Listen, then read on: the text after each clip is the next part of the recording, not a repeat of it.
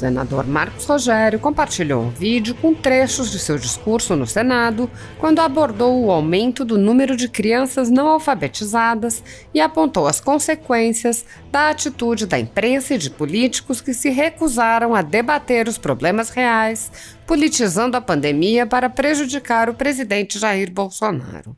Marcos Rogério disse: em 2021, o número de crianças entre 6 e 7 anos que não sabem ler nem escrever chegou a 2,4 milhões, um crescimento de 66% na comparação com 2019.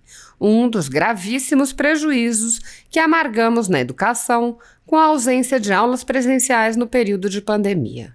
Não podemos nos esquecer que em 2020 e 2021, muitos setores da sociedade insistiram em medidas radicais, travando uma queda de braço com o governo federal, que não concordava com o fechamento das escolas. E agora o que vemos é um dos reflexos da politização do tema.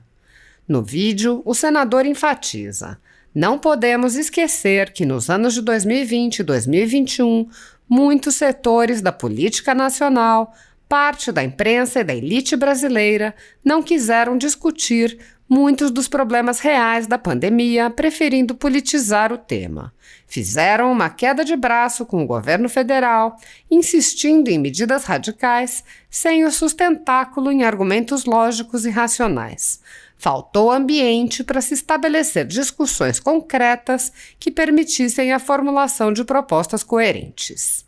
Enquanto se recusou a investigar indícios de corrupção com os recursos enviados pelo governo federal para os estados e municípios, a CPI do Senado não poupou esforços em humilhar pessoas e empresas que manifestaram apoio ao presidente Jair Bolsonaro, além de quebrar sigilos sem qualquer fundamentação, vazar dados sigilosos para a imprensa e ameaçar pessoas de prisão. O procedimento é o mesmo observado em inquéritos conduzidos em cortes superiores. Matérias da velha imprensa atribuem um rótulo ou marca a um grupo de pessoas e isso é tido como suficiente para quebras de sigilos, interrogatórios, buscas e apreensões, prisões e confiscos. Após promover uma devassa nas pessoas e empresas, no que é conhecido como Phishing Expedition, os dados são vazados para a velha imprensa, que então promove um assassinato de reputações que dá causa a novas medidas abusivas. Conforme vários senadores já notaram, os procedimentos são comumente dirigidos aos veículos de imprensa independentes, em evidente tentativa de eliminar a concorrência, controlar a informação e manipular a população brasileira. Em um inquérito administrativo no Tribunal Superior Eleitoral, seguindo esse tipo de procedimento, o ministro Luiz Felipe Salomão ordenou o confisco da renda de diversas pessoas, sites e canais conservadores, inclusive a Folha Política. A decisão recebeu elogios do ministro Luiz Roberto Barroso, do STF, presidente do TSE. A decisão não discrimina os conteúdos e atinge a totalidade da renda dos sites, com o objetivo de levar ao fechamento das empresas por impossibilidade de gerar renda. Se você apoia o trabalho da Folha Política e pode ajudar a impedir o fechamento do jornal, doe qualquer valor através do Pix, utilizando o QR Code que está visível na tela ou o código ajude@folhapolitica.org. Caso não utilize Pix, há a opção de transferência bancária para a conta da empresa Raposo Fernandes, disponível na descrição deste vídeo e no comentário fixado no topo. Há quase 10 anos, a Folha Política vem mostrando os fatos da política brasileira e dando voz a pessoas que o cartel midiático quer calar.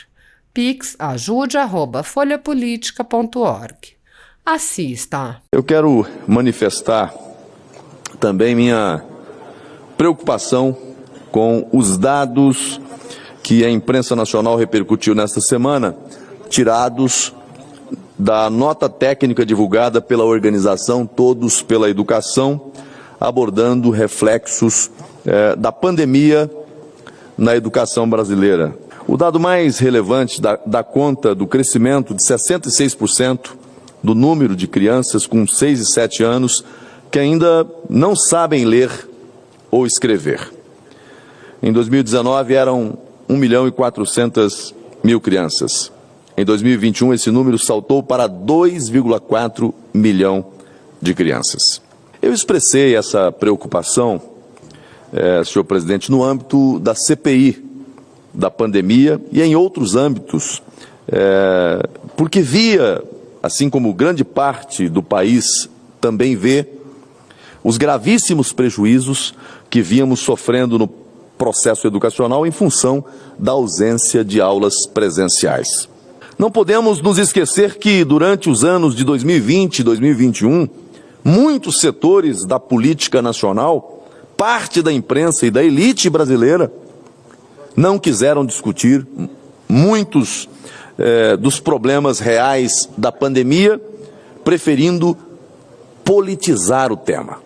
Fizeram uma queda de braço com o governo federal, insistindo em medidas radicais sem o sustentáculo em argumentos lógicos e racionais.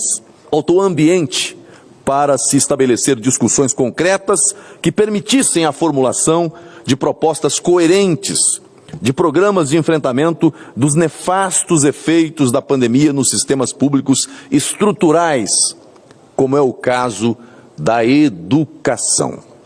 Durante as propostas que apresentei formalmente, destaco um programa nacional de avaliação da realidade educacional, visando a adoção de medidas de reforço em todas as fases do ensino público, especialmente na educação infantil. Outro ponto, a criação de um programa especial para alunos do ensino médio, oferecendo a possibilidade de revisão de conteúdo. Isso é necessário para uma melhor preparação para o Exame Nacional, o Enem, e também para vestibulares. Tenho feito essas ponderações, essas e outras defesas diretamente aos ministros das áreas pertinentes, porque não podemos fechar os olhos para essa grave realidade que pode comprometer em muito o futuro do nosso país. Não há caminho para o avanço do país, para a melhora do país, que não passe substancialmente pela educação. Esse é um tema que deve nos incumbir a todos, deve desafiar a todos, ao Parlamento brasileiro e aos governos, governo federal, governos estaduais, governos municipais. Esse não é um tema privativo desse ou daquele governo.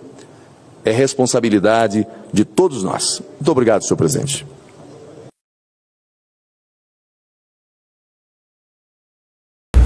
Como tem dito há alguns meses, venho trabalhando na elaboração de propostas legislativas que deem ao Congresso Nacional legítimos instrumentos de controle dos excessos do Poder Judiciário. Não é possível que nossa República continue sem um adequado funcionamento do sistema de freios e contrapesos. Indispensável para que haja uma verdadeira tripartição de poderes.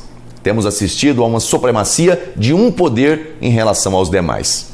O presidente da República pode ter sustado os efeitos de seus atos pela decisão de um ministro do Supremo Tribunal Federal. As duas casas do Congresso Nacional, a Câmara e o Senado, passam meses debatendo e votando uma reforma. E um ministro do Supremo, com uma canetada só, pode suspender seus efeitos na extensão que entender cabível. Ou seja, Executivo e Legislativo são drástica e dramaticamente controlados pelo Supremo Tribunal Federal. Enquanto que ele, o STF, parece não poder ter seus atos sequer analisados à luz da Constituição Federal. Isso não é democracia. Isso não é tripartição de poderes. Isso não é sistema de freios e contrapesos. E mais, o Supremo pode instaurar um inquérito, ordenar buscas e apreensões e prisões em flagrante violação ao sistema acusatório, e isso ainda é tido como constitucional por 10 de seus ministros. O país inteiro assiste estupefato à violação de regras constitucionais básicas e ninguém pode fazer nada. Os prejudicados resolveram recorrer a um órgão internacional, a Corte Interamericana de Direitos Humanos. Ou seja, chegamos ao ponto de admitir que não temos no ordenamento jurídico brasileiro um correto funcionamento do sistema de freios e contrapesos. Precisamos buscar socorro no exterior. Aqui existem freios sim, e muitos, mas somente para o Executivo e Legislativo. Mas não existem freios para o Judiciário. Existe a figura do impeachment de ministros, mas isso não é o mesmo que freio ou contrapeso em relação ao Poder Judiciário. Enquanto o Supremo e todo o Judiciário exercem corretamente a autocontenção, ou seja, enquanto reconhecem e respeitam os limites postos pela Constituição, não é preciso cogitar qualquer controle externo.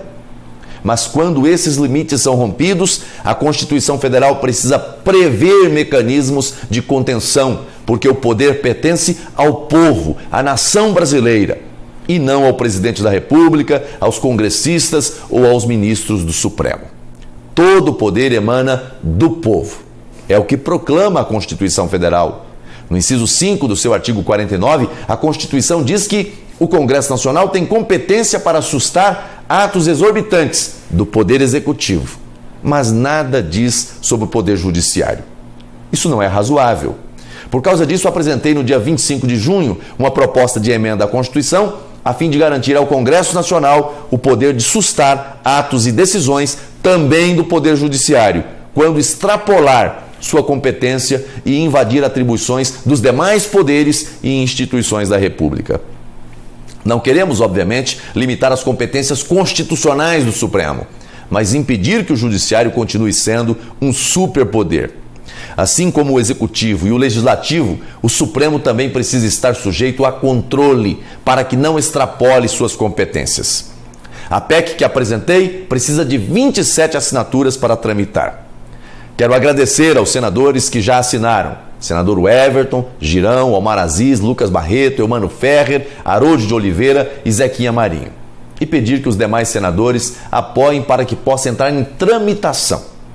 Vozes contrárias certamente surgirão, mas hoje há uma clareza nacional da urgente necessidade de construir em nossa República um sistema de freios e contrapesos que seja completo, para que a tripartição de poderes funcione de verdade. Deus abençoe você, Deus abençoe o Brasil.